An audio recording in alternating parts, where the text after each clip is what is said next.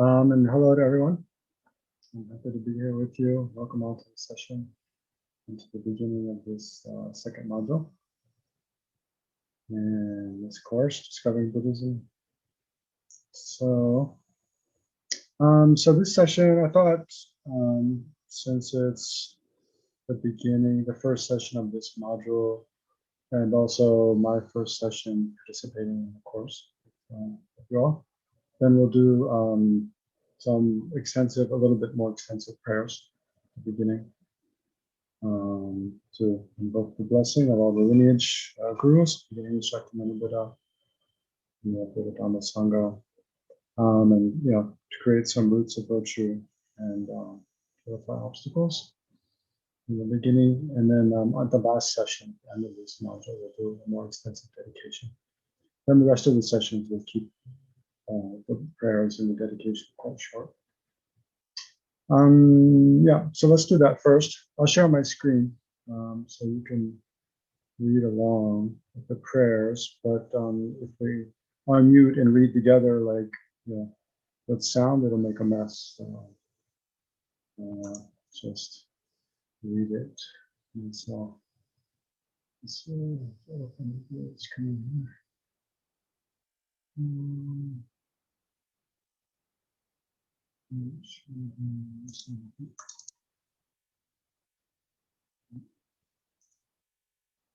Okay.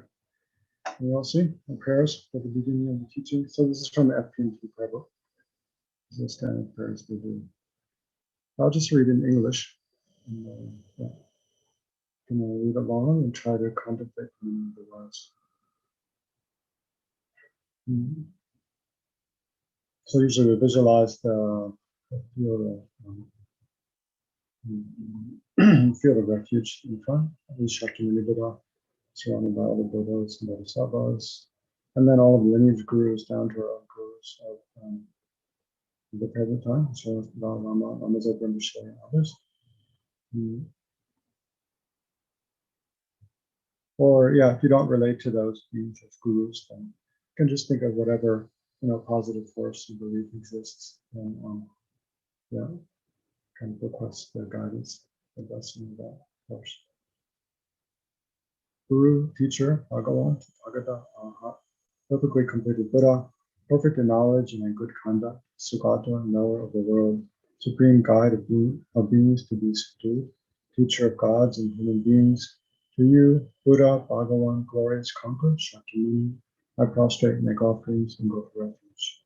Guru, teacher, Bhagavan, Tathagata, Arhat, perfectly completed Buddha, perfect in knowledge and in good conduct, Sugata, knower of the world, supreme guide of beings to be subdued, teacher of gods and humans.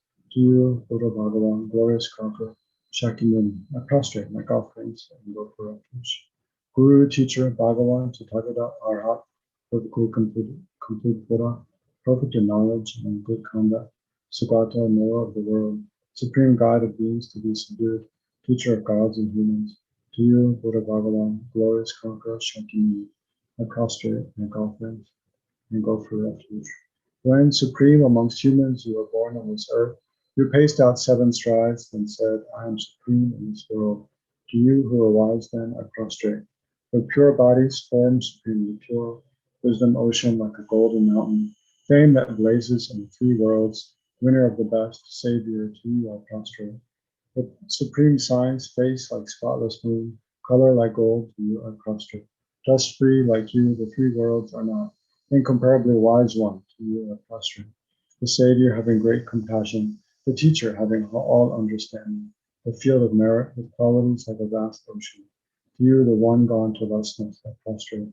The purity that frees one from attachment, the virtue that frees one from the lower realms, the one path, the sublime, pure reality, to the Dharma that pacifies, I prostrate.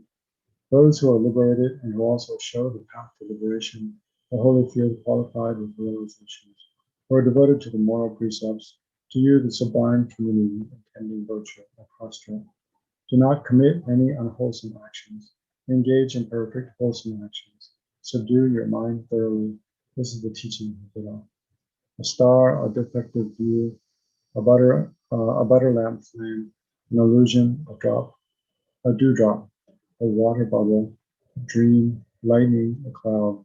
See all causative phenomena like this. Through these merits, my sentient beings attain the rank of all seeing, subdue the four faults, and be delivered from samsara's ocean, perturbed by the waves of aging, sickness, and death. And then the Heart Sutra, so the heart of the perfection of wisdom sutra. So this especially we usually read at the beginning of teachings because meditation on emptiness is one of the most powerful ways to clear away negative karma and obscurations. So yeah, whatever degree you have of dependent arising, whatever understanding you have of dependent arising or emptiness, and yeah, try to reflect on that as you read the words, or just listen to the words and try to extract whatever meaning we can. I'll prostrate to the three noble rare Brahmins. Thus did I hear at one time the Bhagavan was dwelling on Mass of Lotus Mountain in Rajgriha, together with a great community of monks and a great community of bodhisattvas. At that time, the Bhagavan was absorbed in concentration on the categories of phenomenon called profound perception. Also at that time, the Bodhisattva Mahasattva Arya Avalokiteshvara looked upon the very practice of the profound perfection of wisdom and beheld those five aggregates also as empty of inherent nature. Then, through the power of Buddha, the Venerable Shariputra said this to the Bodhisattva Mahasattva Arya Avalokiteshvara: how should any son of the lineage train who wishes to practice the activity of the profound perfection of wisdom? He said that, and the Bodhisattva Mahasattva Arya Avalokiteshvara said this to the Venerable Shariputra: Shariputra, any son of the lineage or daughter of the lineage who wishes to practice the activity of the profound perfection of wisdom should look upon it like this, correctly and repeatedly beholding those five aggregates also as empty of inherent nature. Form is empty, emptiness is form. Emptiness is not other than form. Form is also not other than emptiness. In the same way, feelings, discrimination, compositional factors, and consciousness are empty. Shariputra, likewise, all phenomena are emptiness, without characteristic, unproduced, unceased, stainless, not without stain, not deficient, not fulfilled. Shariputra, therefore, in emptiness there is no form, no feeling, no discrimination, no compositional factors, no consciousness, no eye, no ear, no nose, no tongue, no body, no mind, no visual form, no sound, no odor, no taste, no object of touch, and no phenomena. There is no eye element, and so on up to including no mind element and no mental consciousness element. There is no ignorance, no extinction of ignorance, and so on up to including no aging and death and no extinction of aging and death. Similarly, there is no suffering, origination, cessation, and path. There is no exalted wisdom, no attainment, and also no non-attainment. Shariputra, therefore, because there is no attainment, bodhisattvas rely on and dwell in the perfection of wisdom. The mind without obscuration and without fear, having completely passed beyond error, we reach the end point of nirvana. All the Buddhas who dwell in the three times also manifestly completely awaken to unsurpassable, perfect, complete enlightenment and reliance on the perfection of wisdom. Therefore, the mantra of the perfection of wisdom, the mantra of great knowledge, the unsurpassed mantra, the mantra equal to the unequal, the mantra that thoroughly pacifies all suffering, should be known as truth, since it is not false. The mantra of the perfection of wisdom is declared Tayata Om Gate Gate Paragate Parasam Gate Bodhisattva. Shariputra, the Bodhisattva Mahasattva, should train in the profound perfection of wisdom like that. Then the Bhagavan arose from that concentration and commended the Bodhisattva Mahasattva Arya Avalokiteshvara, saying, well said, son of the lineage. It is like that. It is like that. One should practice the profound perfection of wisdom, just as you have indicated, even the Tathagatas rejoice.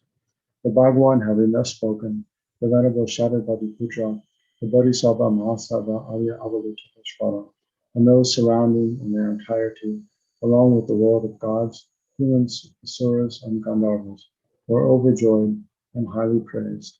That's spoken by the Bhagavan. So that concludes the Heart Sutra. And then we'll just offer a short mandala together as a group to fulfill the refuge. Shakyamuni Buddha, our own teachers, again, as a way of practicing generosity and paying respect and invoking their, creating a cause to be able to receive their inspiration and guidance during the module and especially during the sessions. This ground, anointed with perfume, strewn with flowers, adorned with Mount Meru, the four continents, the sun, and the moon. I imagine this as a Buddha land and offer it. May all transmigratory beings enjoy this pure land. Perfect, pure, holy brews from the billowing clouds of wisdom and compassion from the sky of the Dharmakaya. Please let fall a rain of profound and extensive Dharma upon the receptacle of those to be subdued, exactly as we need. And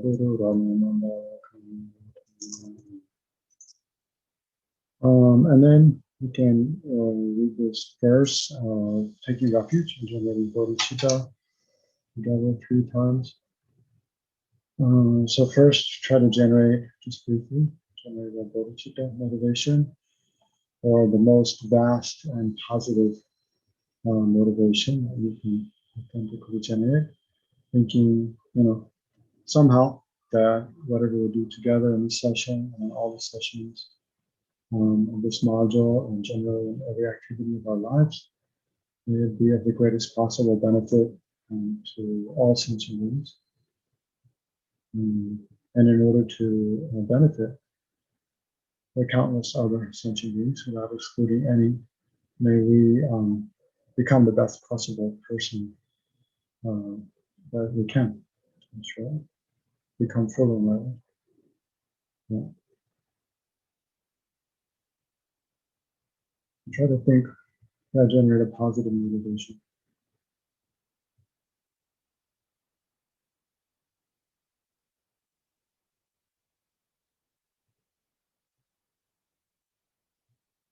And take refuge until I'm enlightened in the Buddha, the Dharma, and the Supreme Assembly. By my merits of listening to the Dharma, may I become a Buddha to benefit transmigratory beings. I take refuge until I'm enlightened in the Buddha, the Dharma, and the Supreme Assembly. By my merits of listening to the Dharma, may I become a Buddha to benefit transmigratory beings. I take refuge until I'm enlightened in the Buddha, the Dharma, and the Supreme Assembly. By my merits of listening to the Dharma, may I become a Buddha in order to benefit transmigratory beings.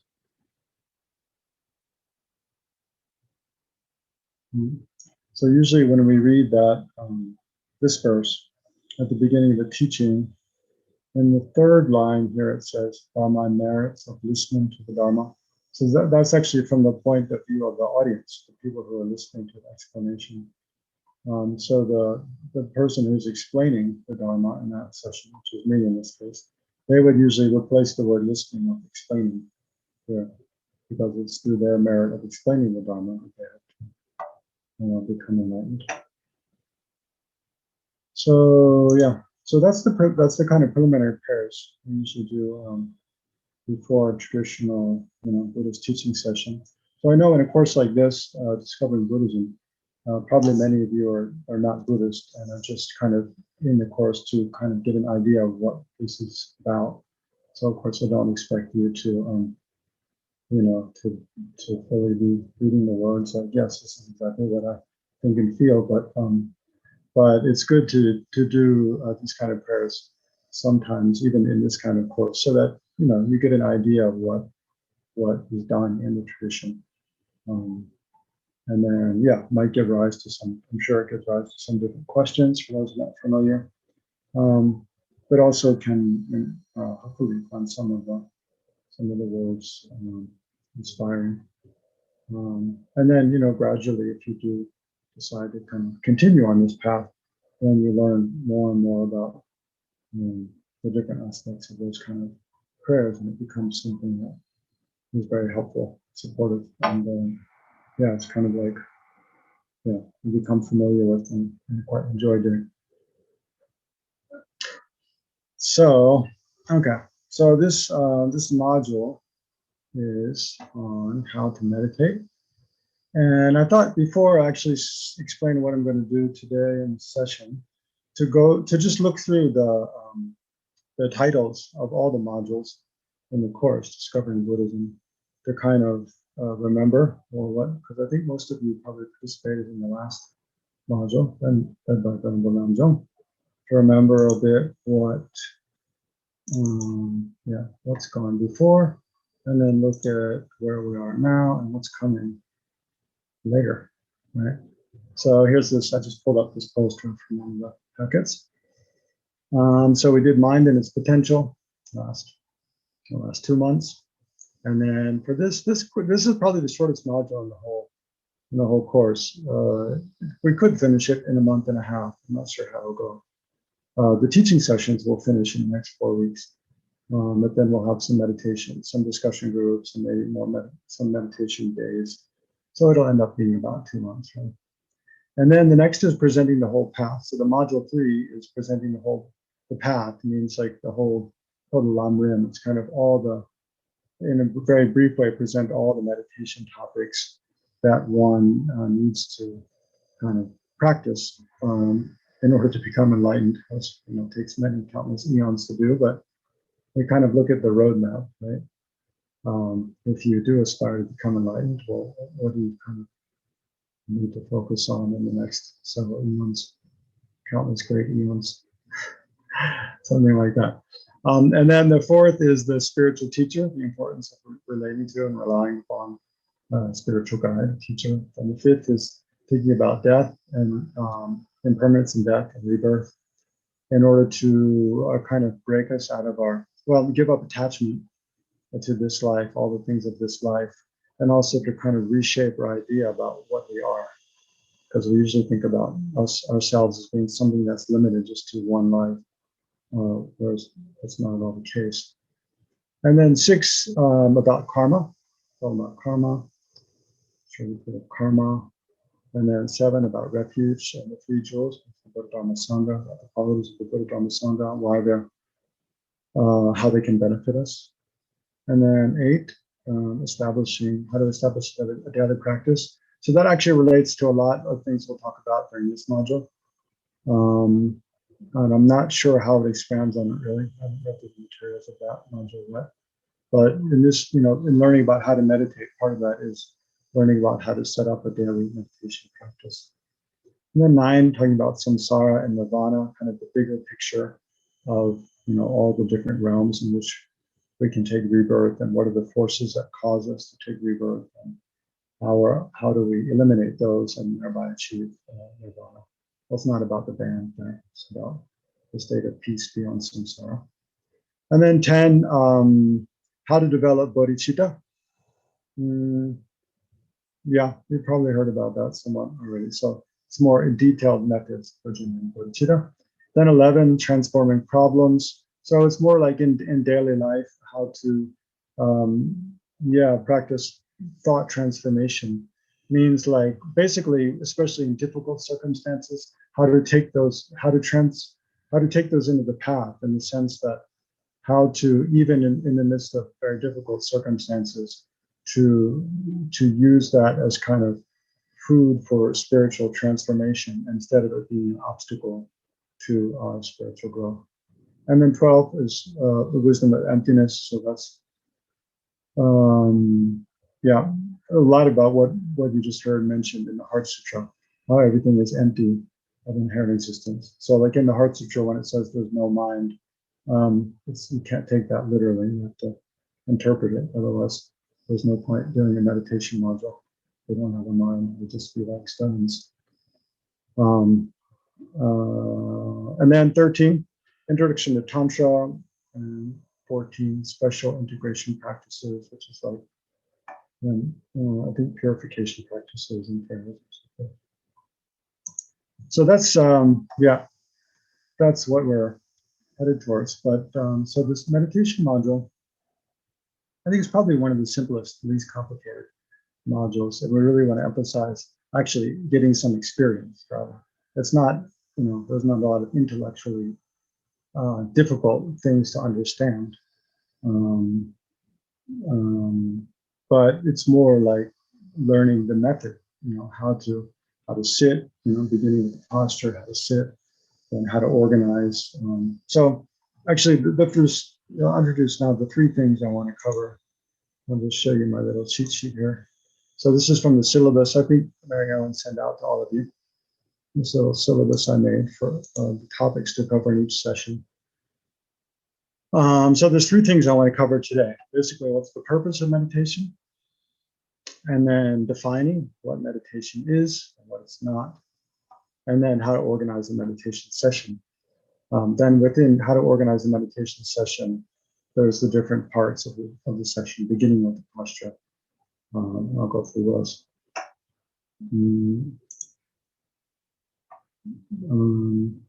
So then once we know how to meditate, the basic method, then we can apply that to basically anything that we want to think about.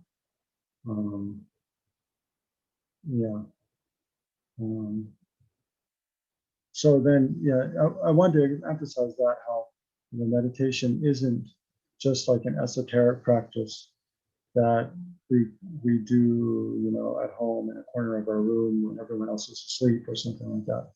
But it's really something that it's kind of a way of life. Is it quite okay? Microphone, yeah, microphone. Okay. Yeah, I mean, meditation is kind of, I mean, yeah, it's something, well, yeah, so it's something you can do in a very formal way. Is that any better, Marion? Let me know after a couple minutes if it's still muffled. Yeah, it might be a little better. Sometimes when you move it, it gets like underwater. Okay. Yeah, let me know if it's not clear. Yeah, you start up, I mean, meditation is something, that at the beginning we do informal meditation sessions, but hopefully if we do it correctly, and especially if we like doing it, which is part of doing it correctly, that should be something we enjoy. Then it starts to alter just then while you're doing an actual meditation, a formal meditation session, sitting very still and trying to focus your mind very deliberately, you generate a different kind of awareness than you've had before, right? During ordinary activities in daily life. But then the more you do it in a formal setting, then that altered kind of awareness, which is characterized probably like a heightened sensitivity to what's happening in your own mind, a more subtle kind of awareness of other people's expressions and thoughts and moods, kind of heightened awareness of just things that are going on around you in general. Those kind of things. So it alters your just daily kind of the quality of awareness that you have, your state of mind in whatever you're doing, whether it's washing or cleaning or talking to other people or listening to music or whatever. You start to experience everything in a different way than you did before you meditated. So then, gradually, hopefully, meditation, then it becomes something that you don't do only while you're sitting in a formal meditation session, but something that you do a lot during the day while you're maybe waiting, sitting, waiting for the boss to come, or waiting in a doctor's office, or walking, walking in a neighborhood. Whatever you're doing, you experience things in a different way, and you focus your mind in a more deliberate way than you did before you meditated. And so you use more and more aspects of your daily life to transform your character in a positive way.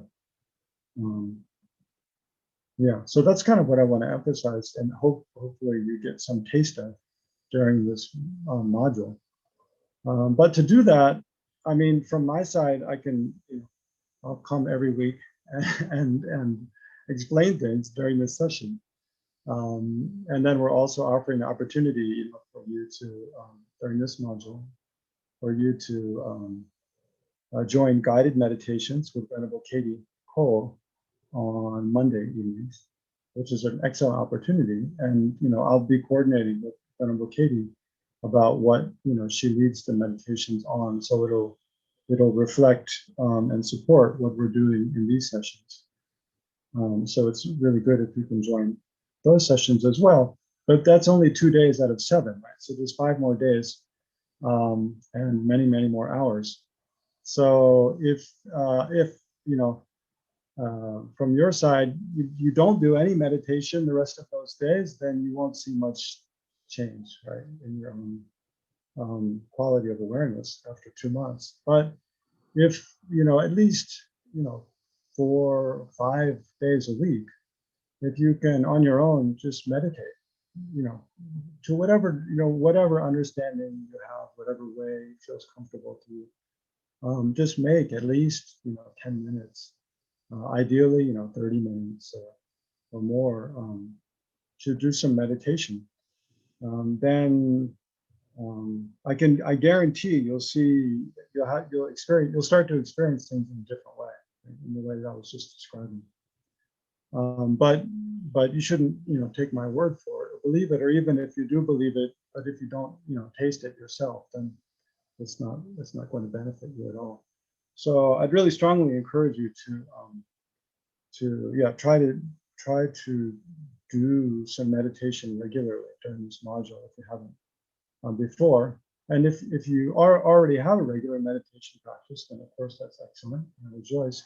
But then try to refine it. Try to find things that maybe you're facing some difficulty with, or ways you think you might be able to tweak it and improve it. Because all of us, I mean, we can always improve, right, the quality of our meditation. And that's something we do up until we're enlightened, right? So then, okay. So then, what is? I have to keep track of the time now. So half an hour gone, a little more. So yeah. So the next thing is, what is meditation? Right. We have to want to define what we're talking about. When we talk about meditation, yeah, what are we talking about? In Tibetan is the word gom. Gom is the word for meditation.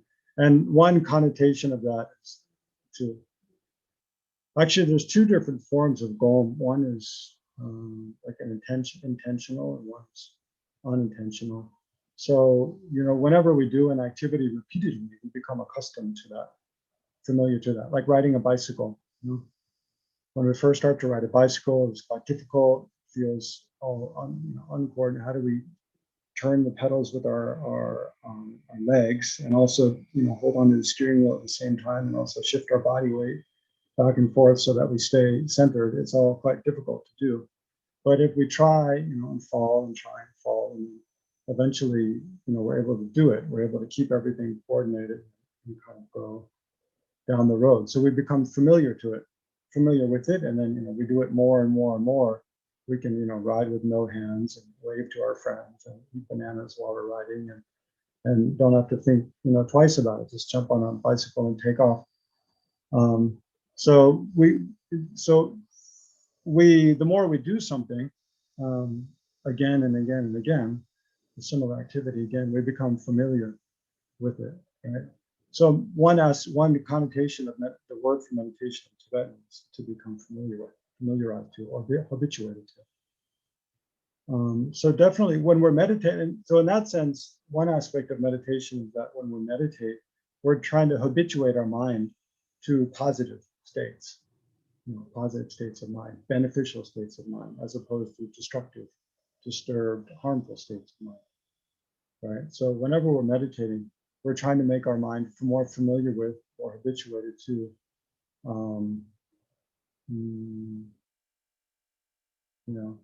I'm not thinking of any other synonyms for those, but to positive states of mind, right?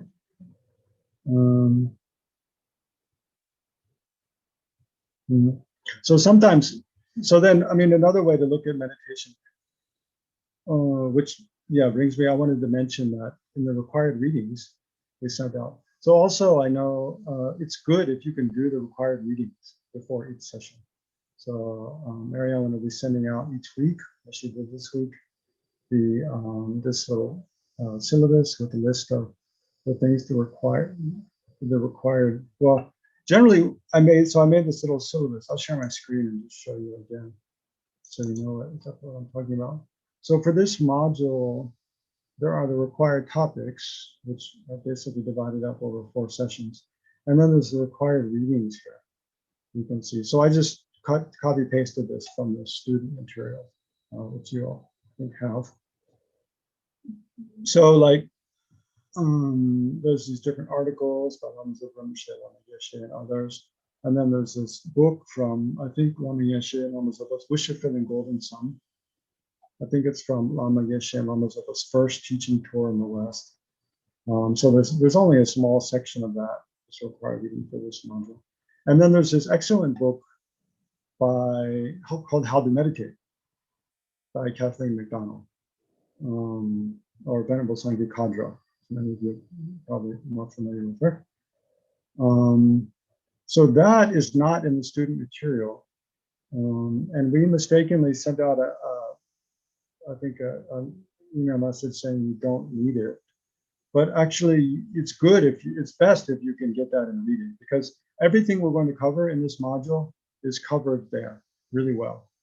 And very clearly explained with good examples, very clear instruction. So that's really an invaluable kind of resource to have for this module, especially, and the whole Discovering Buddhism in general.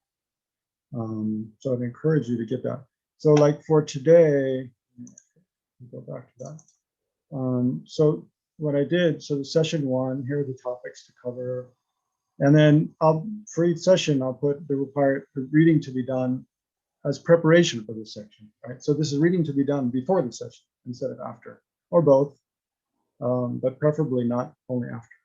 So that you already have some idea what we're going to talk about before you come, then it'll be much easier for you to understand and integrate the things I'm trying to explain and the things we discussed. So like I put the first article in the required reading packet, the purpose of meditation. There, Rinpoche primarily speaks about the motivation, the different levels of motivation, as a way of talking about why to meditate, which I'll speak about that a little later. And then from How to Meditate by Sangye Kadro, I put parts 1 and parts 2. It's kind of like chapters 1 and chapters 2, which she uses different parts. And there's the mind and meditation. So she goes over a lot of what you learned in the last module about the mind. And then a bit about what I'm speaking about now, the definition of meditation. And then, in the second part, establishing a meditation practice, she talks about the posture and how to set up a meditation session and so forth. Which, some of those things we talk about this session and some later. So, so like back to defining meditation. Then, one way, there's not, there's in Buddhism, there's many hard and fast definitions. They're just like in the textbook, you just take it word for word, like Bodhichitta, those are very clear, very long, but very clear like definition, you just kind of spit it out. Interestingly, I mean, meditation is something it's common throughout all of Buddha's teachings, but there's not a really clear definition anywhere. There's more like descriptions of different characteristics and different aspects. And it's really difficult to define meditation because it encompasses so many different mental activities. But one thing that's helpful then to do is to look at things that meditation is not, first of all, right? Because then at least we prevent ourselves from falling into like grave wrong ideas about what a meditation is. So, for example, do you think, could we say is meditation just focusing your mind on something, right? What do you think about that? If whenever we have our mind very focused on something without being distracted, is that meditation? Maybe can any of you come up with well, see, the challenge here then is to come up with an example of something, some experience, some instance where our mind is very focused on something, but that's not meditation, right? So any of you have an example that comes to Do we mind? just jump in? I have an Please, yeah, example. just jump Okay. in. When I'm gardening and planting seeds, I'm very focused on that, but I'm not meditating. Exactly. So why would you say you're not meditating in that case when you're gardening? Okay, so I'll just use the example from the Lama Zopa Rinpoche's article. I'm not dedicating my my meditation to the benefit of other sentient beings, for an example. Mm-hmm. So okay, so you're not meditating then because you're not dedicating the merit. But what if you were to make a dedication at the end of your garden before you go in and clean up? Then would Then that be I meditation? Yeah, because I've heard it said in other classes that you can make everything you do be the past. So in that Definitely. way, yeah, Yeah. then maybe yes.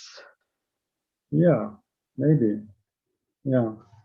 Okay, that's definitely a good one to think about. What are any of you else have an example of something when your mind is very focused on something, but it's definitely not meditation? Jan?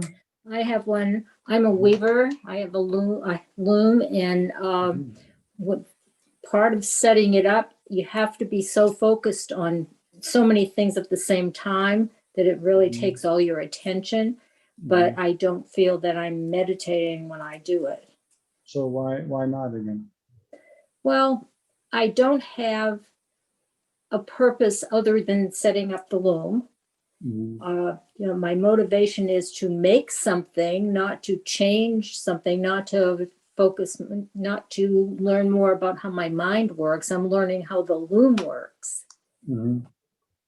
But like, what if at the beginning of setting up the loom, you thought you generated a motivation, like I'm setting up this loom so that I can weave something that's beneficial to all sentient beings somehow. That would be closer. Yeah, definitely. Yeah. But that's true. I mean, meditation is like a deliberately focusing our mind on something. So yeah, it could be. So it definitely could be mixed with gardening or with weaving or other activities. But yes, but I think it requires more deliberate, like a deliberate intention that while I'm doing this activity, I'm going to focus my mind in this way for this purpose, with some kind of long-term goal, positive, aspiration, positive goal in mind. Let's take. Is there a third candidate for something where we're focused? Our mind is focused, but it's definitely not meditation. I mean, let's try to come up with an example that's because gardening and weaving, they definitely could be meditation. Is there an instance where our mind is, or they could be made into meditation easily? Is there an instance of something where our mind could be very focused on something, but there's no way that could ever be meditation, no matter what we do?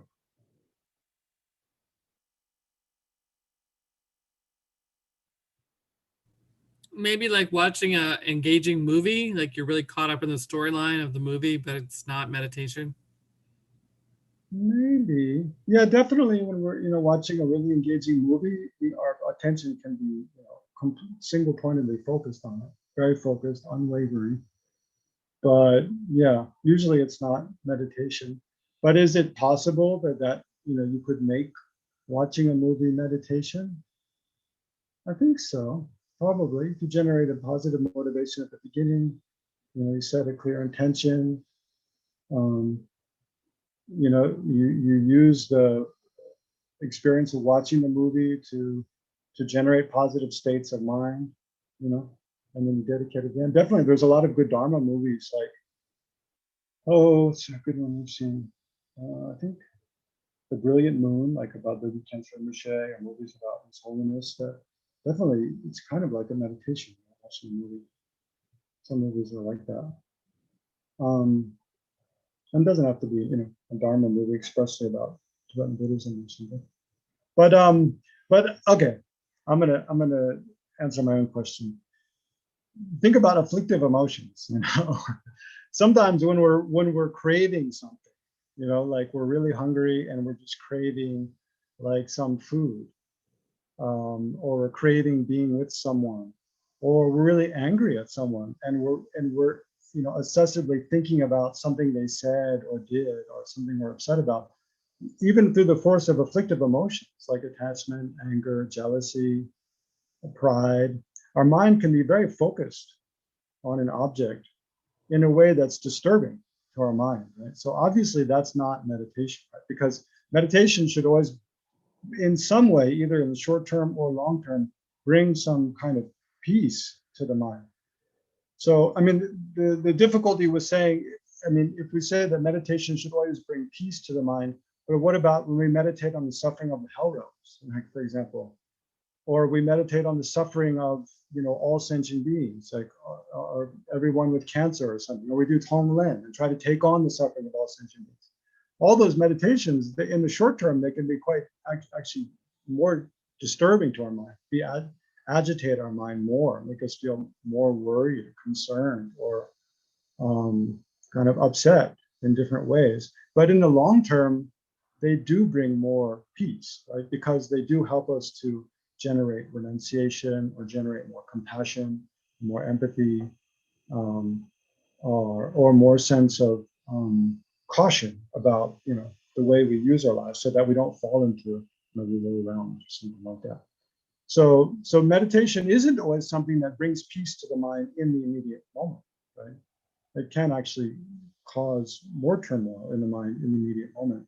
But in the long term, it should be bringing us towards, you know, more kind of wholesome state of mind. So, but then back to the afflictive emotions, when we have afflictive emotions arise in the mind, they can actually cause our mind to be very focused, you know, on an object. But clearly it's not meditation, because in the short term, they're disturbing to our mind. In the long term, they're also disturbing to our mind, right?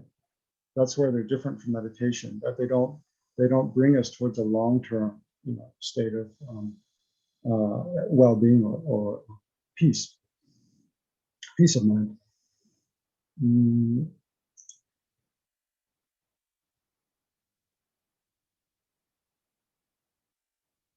Okay.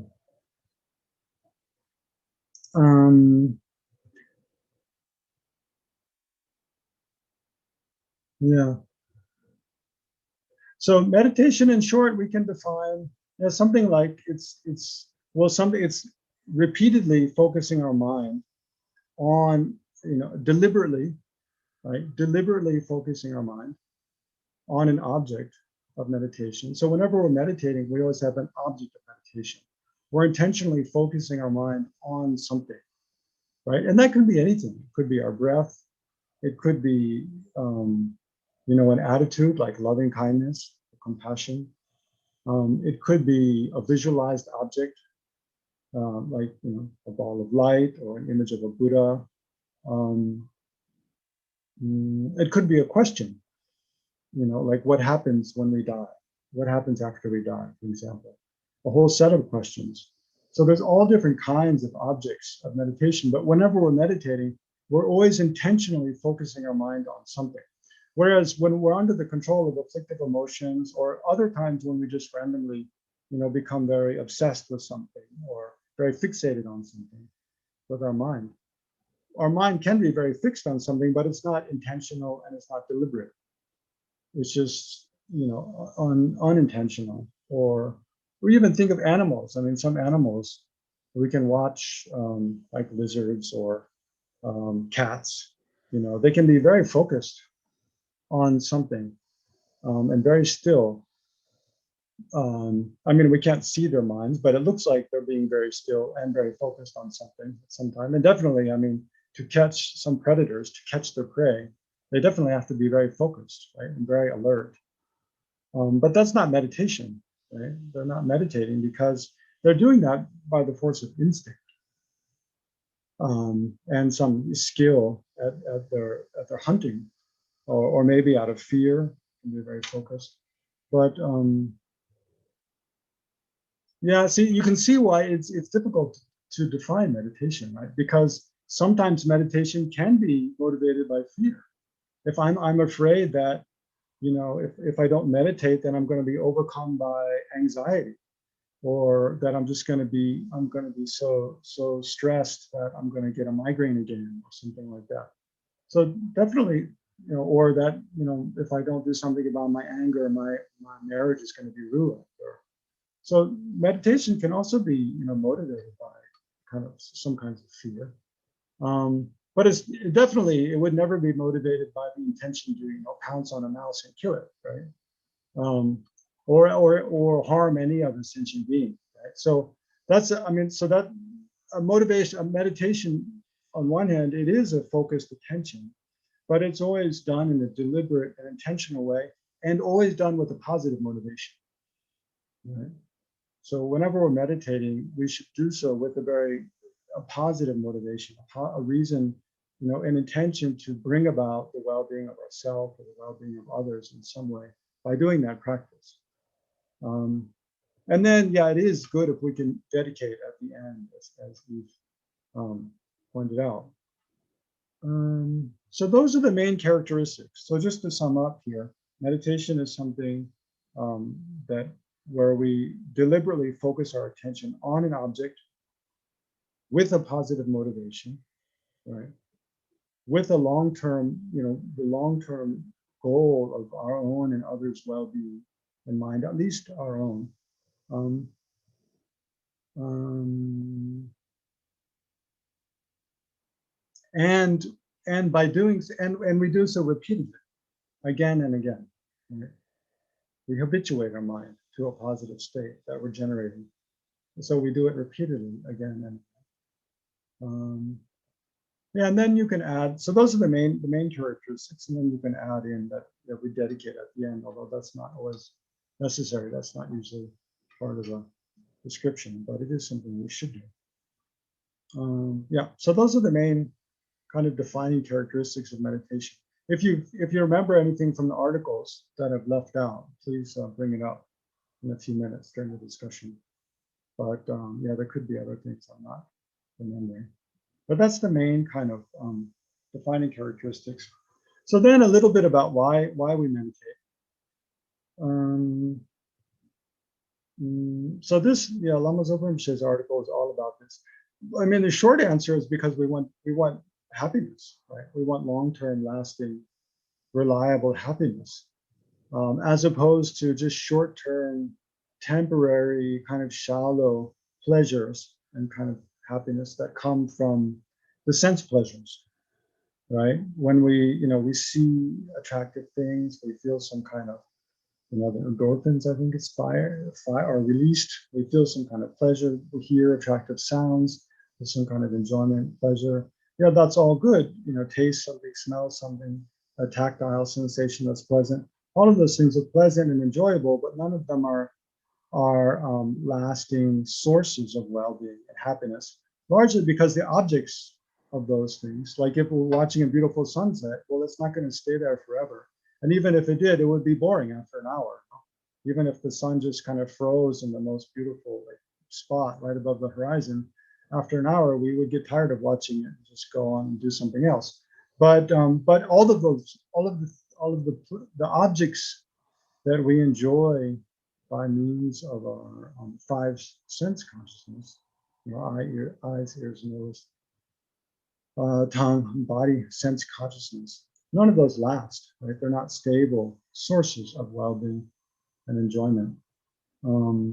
So they don't provide long-term, lasting well-being and happiness. So that comes about from the mental consciousness, right? Long-term well-being, satisfaction, deep satisfaction, only comes about from the mental consciousness. So that reminds me of another aspect actually of meditation that I forgot to mention of the definition of meditation is it's something we do with the mental consciousness, right? It's not something we do with our sense consciousness. So this is an important one because oftentimes people have the idea that we can meditate by just like watching something. Like if we put a candle, in front of us and just sit and focus our attention on the candle and look at the candle, like focus our visual, attention on the candle, that's meditation.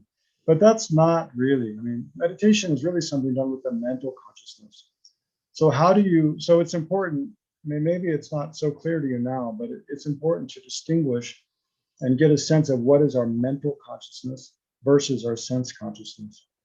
So, the easiest way to see is just, kind of close your eyes and think of something, right? So let's try it now. Just close your eyes and think of something. Anything.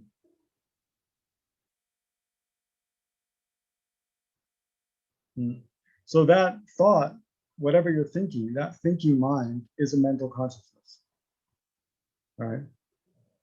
It's not, because it's not directly dependent upon the function of any of the sense consciousness at that moment. Like maybe, for example, I just saw some Christmas lights in the neighbor's yard before the session started. I was thinking of that. So any memory we have is the thought consciousness, is mental consciousness. But so indirectly, it depends upon having seen those. But at the present moment, when I'm thinking of those, then I'm not directly relying upon the eyes. So any consciousness that's not directly relying upon the eyes, ears, nose, tongue, or body, right? We're thinking about something that happened in the past, thinking about something that might happen in the future, or we're thinking about a question we have in the present moment. Any thought consciousness is a mental consciousness.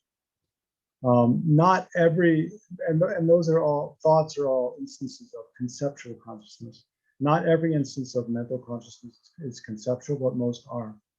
So whenever we're meditating, we're trying to use primarily our mental consciousness to focus on an object. We're not focusing on an object with any sense consciousness while meditating.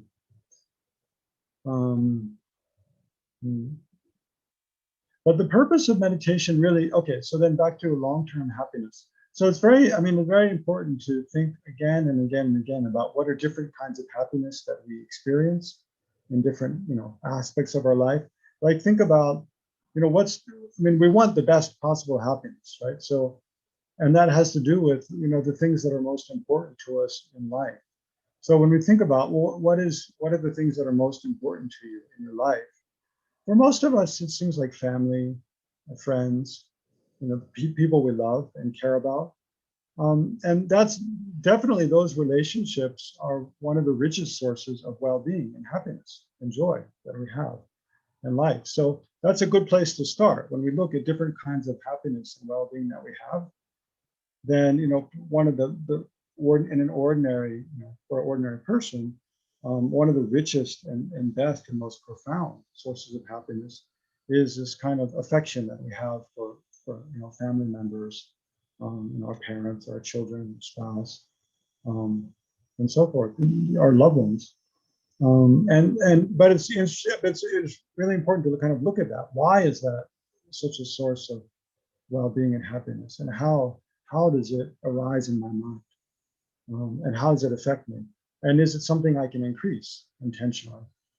And is it something, there's definitely, it's something we draw on when things are not going well, right? When we're feeling ill, we're feeling weak, we're feeling depressed, incompetent, when we're feeling in need of support, we naturally think of our mother first, and then other people who we know care about us.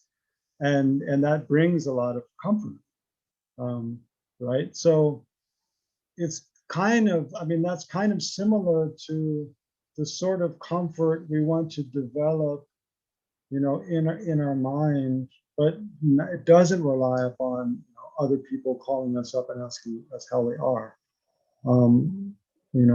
but just the fact that we feel that, by virtue of this close relationship with our mother, our father, our siblings, and so forth, it means we have the potential to have that kind of rich inner joy and happiness that doesn't directly depend upon the sense consciousness. I mean, compared to that kind of well-being that you feel by thinking about, other people who care about you and support you, compared to, the enjoyment you get by just listening to some nice music or eating some delicious food or, going for a walk in a nice place. It's not that the later are just totally trivial and useless. That's not the case at all, but they're very different, So it's important to look at how they're different, and that'll start to give you an idea of the different kinds of happiness that we have, and the kinds that we're striving to achieve through meditation is, well, one, independent, we want to find an inner source of well-being and happiness. I mean, so to bring up another Tibetan term, in Tibetan is a Buddhist. It's called a Nangpa, means an inner. Well, Nang means in, within. So there's two different connotations, in as opposed to with outside versus inside. So this Tibetan, Tibetan Nang means inside. So Nangpa means an inner being. So one connotation of that, which is not so relevant here, means just it's those who follow, take refuge in the Buddha, Dharma, Sangha, and therefore they are Buddhist, and they're within the fold of those who follow the Buddha, Dharma, Sangha, primarily as their guide in life. But another meaning of Nangpa is those who look within their own mind, within themselves, like within their own continuum, their own person, for the sources of suffering and the sources of happiness. Okay? So another connotation of this word for Buddhist in Tibetan, Nangpa, is an inner being. So clearly that relates to meditation, because meditation also is an activity of looking within. I mean, that's another defining characteristic of meditation. It's not something we do where we're looking primarily outside at other things. That's what we usually do in ordinary life. When we meditate, we're primarily looking inside at our own mind. So, I mean, back to the examples of like weaving and gardening, we can use those activities as a kind of catalyst to see what's going on in our own mind. And probably, I mean, especially artists doing painting or music.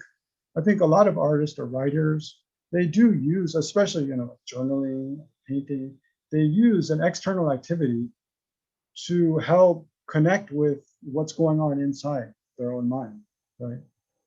So meditation is similar to those crafts in that way, but it's much more direct, right? Because we're not doing any other activity and then indirectly seeing what's going on in our own mind. Rather, we're stopping doing every other activity and just using our mind to look inward at our own mind, at itself, right?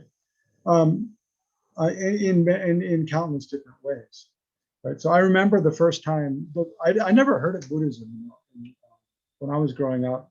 I grew up in Williamsburg, Virginia, which, yeah, at that time was a little bit, even it's a university town. There's the University of William and Mary there, but I didn't have much contact with it. But it's kind of a backwater in many ways, especially the public schools at that time were not very good. So we didn't have any like world religion courses or even world history, I don't think much. But I never heard of Buddhism, in short, until I went to college. So I went to college in Ohio, in a liberal arts college. And that's the first time I learned anything about Buddhism, even remember hearing the word Buddhism. And in that course, the professor taught us how to do basic meditation. I remember the first meditation session I ever did. I was sitting in this college classroom in chairs on our desks.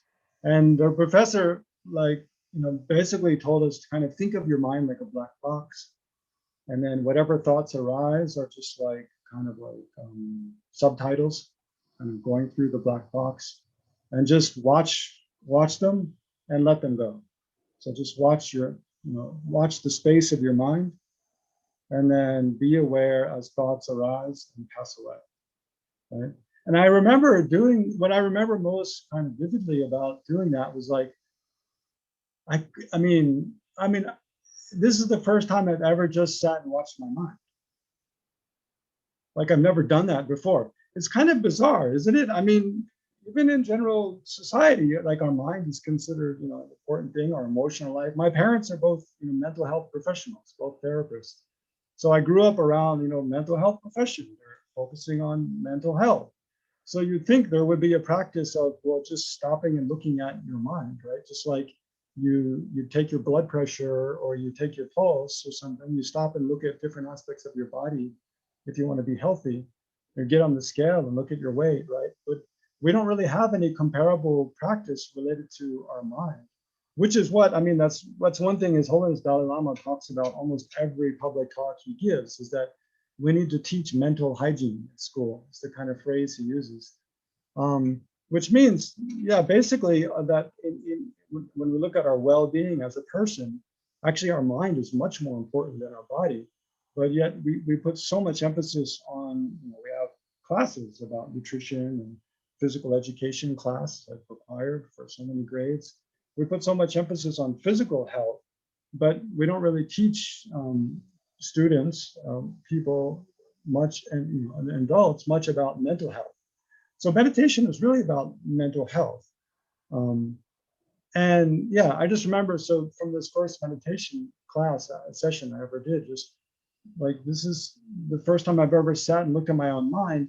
And I had this sense that, like, there's so much going on, like, and there's so much to look at. Like, I mean, our mind is so much more vast in terms of the possibilities, in terms of the kind of thoughts and experiences that we have, in terms of, memories, in terms of, potential plan for the future, in terms of just all the, layers. It's so much more complex than our body, so much more interesting, and yet we don't really take much time to stop and look at our mind. So that's essentially what meditation is also. It's like we take time out of our day. So if you think about, if we think, in terms of beginning a daily meditation practice, if we think of it like a chore, or like something that, this monk who's leading these sessions on Tuesday night said I should do, so I guess I probably should, but I don't really know how, and I don't really feel like it. I'd rather, because usually when we want to relax, we're tired in the evening, we've had a long day, we finally have some space to ourselves, we want to feel something good for, a half hour before we go to bed. And we don't want to have to put much effort. So the easiest thing to do is just turn on the TV, or, go to YouTube and go to some channel we like, and we laugh and see something we enjoy, and we kind of feel good and go to bed. And it's true, that's enjoyable, but in the long term, it kind of leaves us empty-handed. It's not going to lead to much. So, but that's where I think meditation, it should be something we don't feel like it's a chore, it's an obligation, I have to do it, but I don't really want to. Rather, we should try to think of it, just reframe it in our minds. Think of it like, well, whatever happiness I have, it all happens in my mind. Like, our happiness, it doesn't exist anywhere outside of us. If you go looking in all the cupboards and shelves of your house, you won't be able to find anything you point to and say that's happiness. So whatever happiness we have, it's here in our heart, in our mind, right? So if we want to increase that and cultivate it, we have to focus our attention here in our mind, not outside somewhere. But usually we feel like we're too busy and too kind of, or tired or whatever to do that. But really, I like to think of meditation as like my holiday time. It's like I give myself permission to not do anything else for, at least, I try to do at least 2 hours a day, right? But I'm a monk, so that's my job. You guys, you don't have that kind of job yet, but but at least, I would think, at least take 10 minutes a day or 20 minutes a day to just give yourself like a treat. Think of meditation like a way of giving yourself a real treat. Like, okay, I'm just not going to wash the dishes. I don't care if there's 30 dishes there. I'll just leave them until later. I'm not going to turn on the TV. I'm not going to pick up calls. Just silence the phone for the time. I'm not even going to answer the door if someone rings the doorbell. Maybe that's extreme. I don't know, but whatever. Just give yourself permission to like put everything else down for 10 minutes and just look at your mind. And it doesn't have to be, something complicated and you have to remember what it says in this text and do this special instruction and breathe this way and breathe that way. If you just sit and relax and just look at what's going on in your mind for 10 minutes with a positive motivation, with a motivation that something good happens for you and other sentient beings, that's meditation. That's good enough. And you'll learn a lot from it, right? So meditation should be something that's really enjoyable. It's like it's a way of caring about ourselves, right? Making space to really care about ourselves in a way that's really essential to our lives. And if we can learn to care about ourselves better by understanding more about what's going on in our mind, then we can be of more benefit to others, right? There's no question. So also meditation doesn't have to be something that we only do when we feel good, right? Actually, it's something we should really do when we feel bad, because that's when it's the most useful. That's when we're going to learn the most. And that's when we can see, in the short time, we can see the most benefit. So, another really good experience I had with meditation, which kind of hooked me on it, was so that time I first learned about meditation in college was my sophomore year. Then my junior year, it was the first time I ever traveled outside the United States significantly. I spent my junior year, the first semester I spent in Java in Indonesia.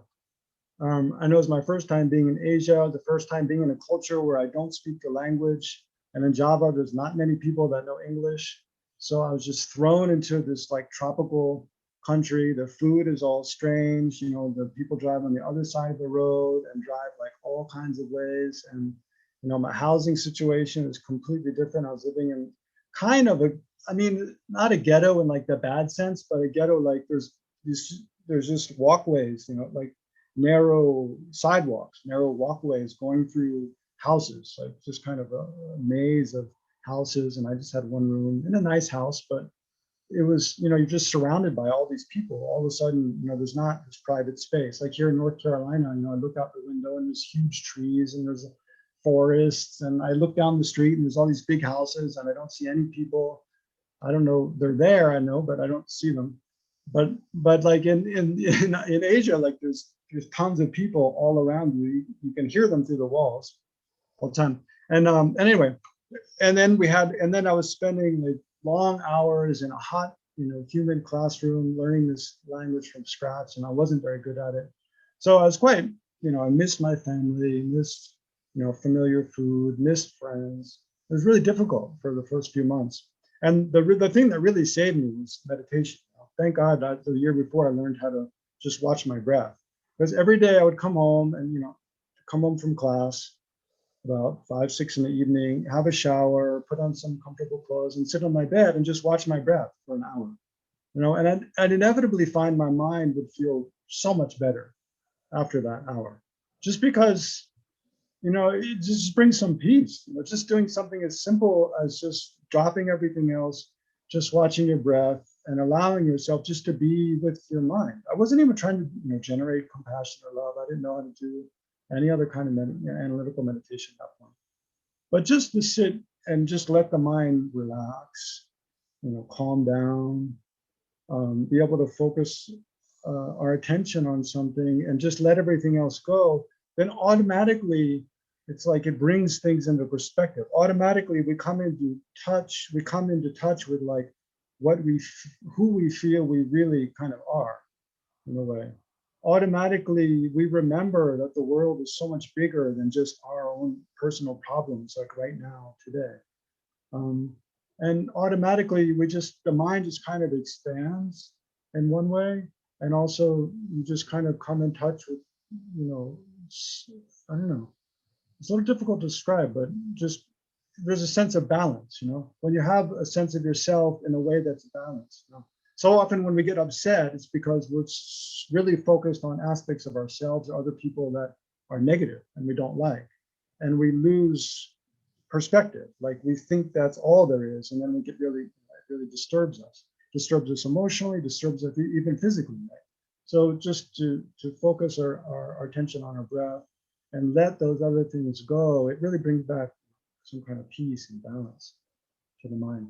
So when we see that kind of benefit, then that's what we should associate with, you know, our daily meditation practice. It's my time just to like take care of myself for a little while, check in with myself, and then try to, yeah, and within this peace and space that we create, try to deal with, especially so because this came from, we should meditate when we're not feeling well, right? Not only when we're feeling well.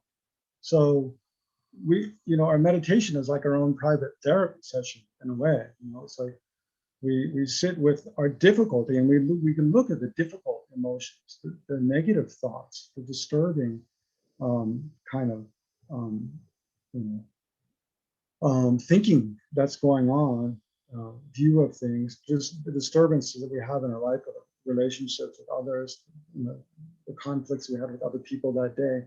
Bring all that garbage, bring it all into your meditation. And that's a place to deal with it, to go through it in a more deliberate, you know, caring way and think, okay, well, I'm going to see this person again tomorrow. How can I deal with that better? How can I, you know, mend this relationship? Or I feel, you know, really down that, you know, that I did this thing. How can I, you know, how can I make amends for that? Or how can I change the way I, you know, do things? So meditation is really a space where we look at both the things we're doing that are going well and rejoice, and the things that are not going well, and just think about it in a more calm, kind of peaceful way, in a way that we come in touch with our own inner wisdom, right? You know, because we all have a lot of wisdom inside, but sometimes we come into, I mean, sometimes we just don't give ourselves space to come into contact with. Anyway, so I'll stop there. So we only have like 15 minutes or so left. So if you have any questions or comments, then let's have a little discussion. Okay, Mary, can you unmute yourself, or I have to? Okay. I thought that, you know, the point of meditation was to focus single pointedly on an object, and, you know, and not to, like, you're talking about, you know, looking at your problems and what's going on in your mind and looking at your mind and being your own therapist. But I thought that when meditation, like calm abiding, you were supposed to focus on your chosen object and let all those other thoughts go. Like, is this analytical meditation that you're talking about? Yeah, yeah. Those, when I'm talking about, you know, having, you have a problem like in a relationship with someone and thinking about how to deal with that better. Yeah, that's analytical meditation. So yeah, meditation is not all this. What you're talking about is calm abiding or placement meditation, where we're trying to generate single pointed attention. So yeah, we want to use both. I'll talk about more later how to use both within one meditation session. Generally, in one meditation session, it's good to spend about 1/3 of the time doing placement meditation, or, you know, single pointedly focusing your attention on an object of meditation. But actually, analytical meditation is much more dynamic and much more useful for dealing with, I mean, for generating all kinds of positive attitudes and for dealing with the kind of problems that we encounter in daily life. And it's much easier to integrate with all our activities of daily life. Analytical meditation is. So we'll talk more about both of those later, all different kinds of meditation. Yeah. Okay, other questions? Or comments? Or there's something I didn't get into the definition of meditation?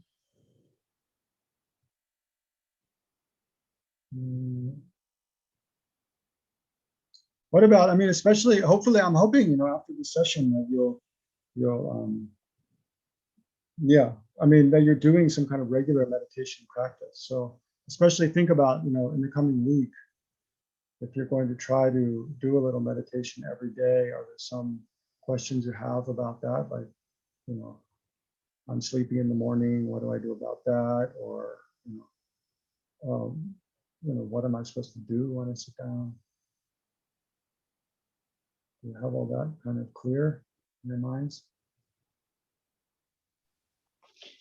I have a question that's about something that you said at the beginning of the class when you were addressing Buddhists and non-Buddhists alike. And um, what is it to what is what does it mean to be a Buddhist? Like if I had to fill out a form and say, what is your religion? And this might not be a quick answer, but that's all I'm asking for. If I want to be a Buddhist, I don't even understand what that would mean. Is there a good focus that I could have on that? Sure. Yeah. To be a Buddhist, in the most kind of clear sense means you turn to the Buddha, Dharma, Sangha as your ultimate refuge, which means like when you face problems in this life, and when you think about how to how when just like refuge is like if there's a big storm coming, and we go someplace for shelter to be protected from the storm, from the lightning and the wind and the rain and so forth. So here, like in samsara, in life, when we have emotional afflictive emotions arise, but then inevitably we're going to face old age, sickness, and death, especially death, right? And then rebirth, and experience problems from life to life again and again. So when we look at what do we turn to for protection from problems, especially our inner problems in this life, and then the problems of taking rebirth again and again to the force of disturbing emotions, then a person who turns ultimately to the Buddha and his teachings, the Dharma, and then the community which upholds his teachings, the Sangha, for guidance and refuge and protection from all the problems of this and future lives, then that person is a Buddhist, essentially.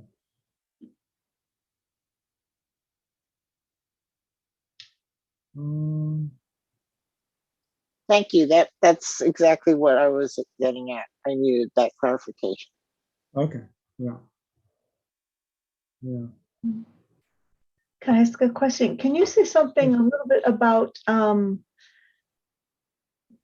the quality of focus contrast with, the way that focus feels expansive while spacing out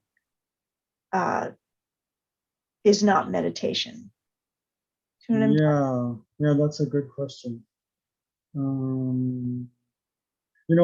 Just hearing you use the word focus, that reminds me of something that's good to mention here, is that there's an excellent book, which is like a review, it's like a meta-analysis, like a review of all the research done on meditation by mostly by neuroscientists and also psychologists over the last 20 years, called Focused. No, is it called Focused Attention? That one by Richard Davidson and Daniel Goleman. I think it's called, no, it's called Altered Traits. That's what it's called. I'm pretty sure it's called Altered Traits. Maybe Mary, can you, well, after I answer your question, can you look it up? It's by Daniel Goleman and Richard Davidson, but because there's a lot of really excellent research done on meditation, different kinds of meditation, especially mindfulness, but also loving kindness, compassion, mostly those three in the last 20 years. So that if you want to see some really good data and research on the benefits of meditation, how it helps reduce depression, reduce anxiety, lower cortisol levels in the blood, reduce hypertension, blood pressure. There's so much really good data. Maybe if we have time, one session later, I'll go through some of it. Yeah, altered traits. So, but yeah, focused attention versus just spacing out. Yeah, a lot of times people think meditation is you just sit and don't think about anything, or just space out. So that's Lama Tsongkhapa. Actually, he is the founder of the Gelug tradition. He makes a big point to refute that view again and again and again. The reason is, well, even when if you sit down and think, well, I'm just not going to think about anything, you've already started with a thought, right? So even that is not free from thought. You can't really focus your attention in any way, even in a non-focused way, without thinking. So you have to. I mean, one of the emphasis in the Tibetan tradition, especially the Gila tradition, is we need to learn to. We can't just abandon. Just abandoning all thought is not really going to get us anywhere. It might bring us some kind of peace in the moment, but it's not really going to help us develop in a positive way. So we need to learn to distinguish between constructive and helpful kind of ways of thinking versus destructive and distracting ways of thinking, right? And increase the former, reduce the later. But yeah, also, like, I mean, animals can just sit and space out. You know, when you watch frogs or lizards or flies or spiders, like that's probably what they're doing a lot of the time. I don't think they're always focused on something. So yeah, if we just, you know, although we have one of the most amazing and wonderful capacities we have as a human is we have intelligence and reason, the ability to think about things and reflect on things in a very deep way. So to just not use that as part of our spiritual practice and instead just sit and space out is a total waste of this amazing capacity that we have. So we'll make much more progress in bringing peace to our mind if we can, you know, focus our attention on things that bring peace to our mind. So it's true that just sitting and not thinking anything, that is a way of focusing our attention, which does bring some peace temporarily to the mind. But the problem is that probably the things that disturb us, then when we stop, you know, when we have to get up from our cushion and go to the kitchen and make a cup of tea, and we meet that person that was disturbing us before, we're not going to be able to be like, okay, I'm making tea, but I'll just space out while they're there until they go away. Like, you know, it's not really, just spacing out is not really going to help us deal with the situations that disturb our minds in a more constructive way, right? Because all we've done while we're spacing out is kind of escape from them for a time. But then we're going to meet those circumstances again. And then we haven't really prepared ourselves to deal with them in a better way, right? So it's better to use the time when we have to ourselves to work with our mind, to think about how to, and this is not in every session, but sometimes to think about how to deal with the things that are disturbing our mind, whether it's another person or a certain situation or a kind of thought that just keeps arising, or emotion that keeps arising again and again in our own mind. Yeah, but definitely there is a place, and I'm not saying we should never just think and not sit and not think about anything. There definitely is a place for just practicing a kind of open awareness. I mean, that's more emphasized in like Nyingma Kagyu tradition, but there's definitely benefit to it, right? So it's something we should try and experiment with, but recognize that also is kind of a deliberate way of focusing our attention, right? So that we can be more non-judgmentally aware of ourselves and everything that arises, right? And generate a kind of acceptance for everything that arises, which is a very healthy, practice, right? So, yeah, the reason some Buddhist teachers argue so strongly against just doing that kind of meditation practice where we stop all thought is, because I mean, there's definitely a place for it, but if that's all we do, it could be dangerous, right? It could actually cause us to kind of regress rather than progress in the spiritual path. So there's definitely a place for it. It's something it's useful to do sometimes, but it shouldn't be the only thing we do like all the time.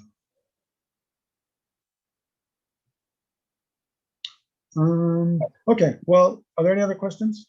Otherwise, I'll kind of try to summarize what we spoke about today and then try to give you some guidance for what to work on in the next week. Okay, so everybody's hand is flying up.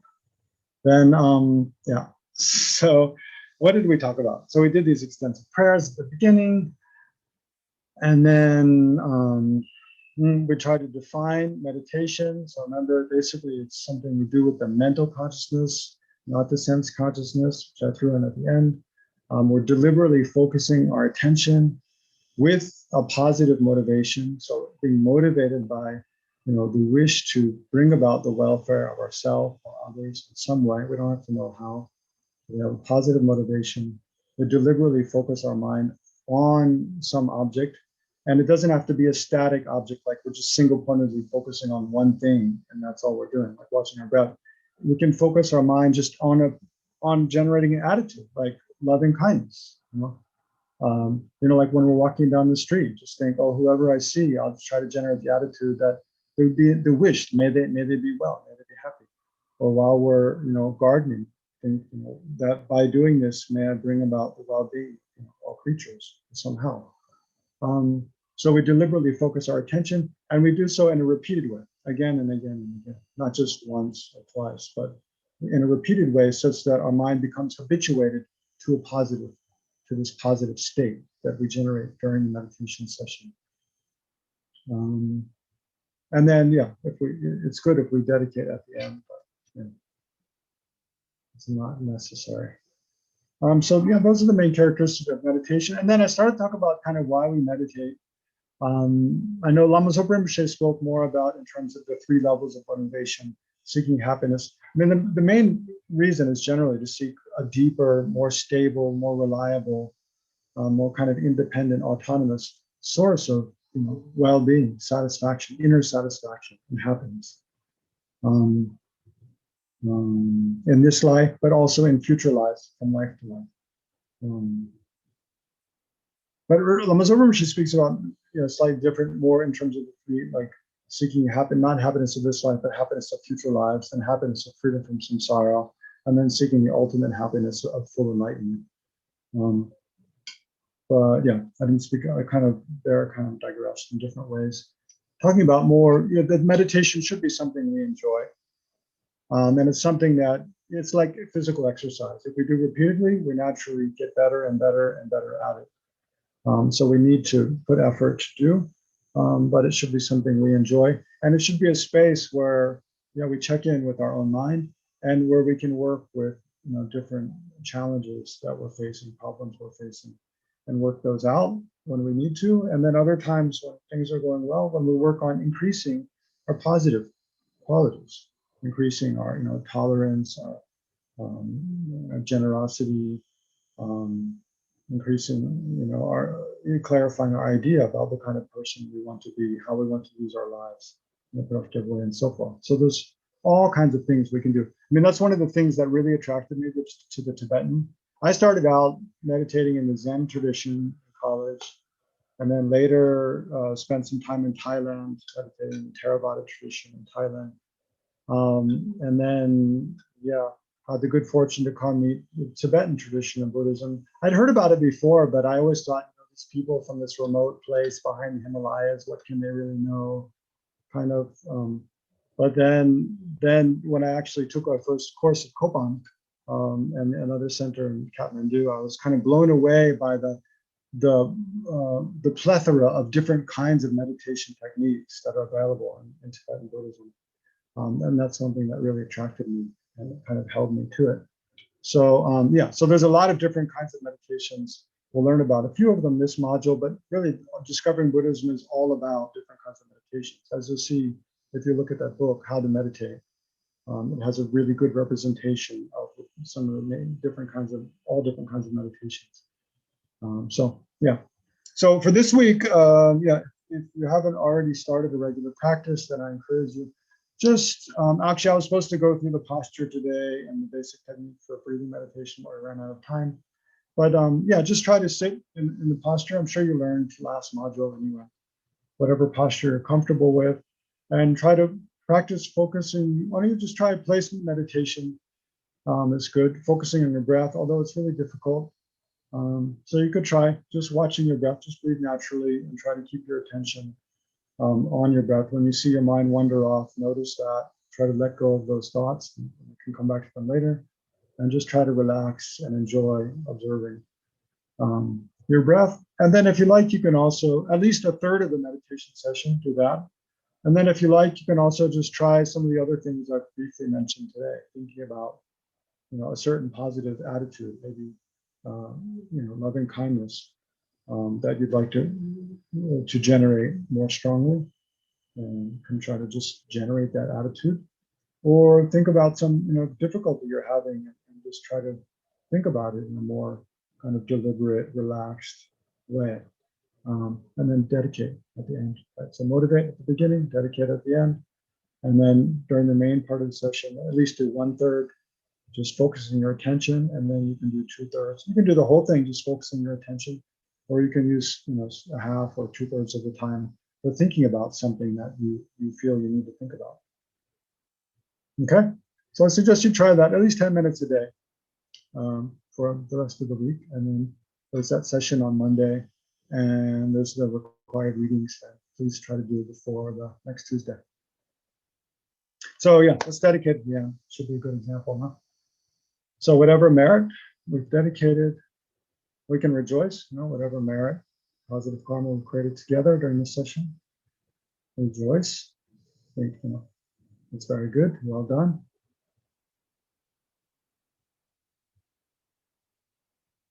So by the force of whatever positive energy we've created here together, then may we and all sentient beings, without excluding any, especially those suffering in hospitals, who are dying or very sick, or otherwise experiencing physical and mental pain, may they be free from all of that.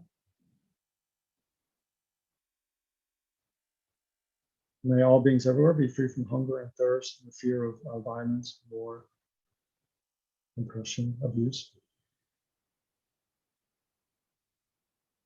And then may all sentient beings have every form of well-being and happiness, from being well fed, and having food, clothing, shelter, safety, companionship.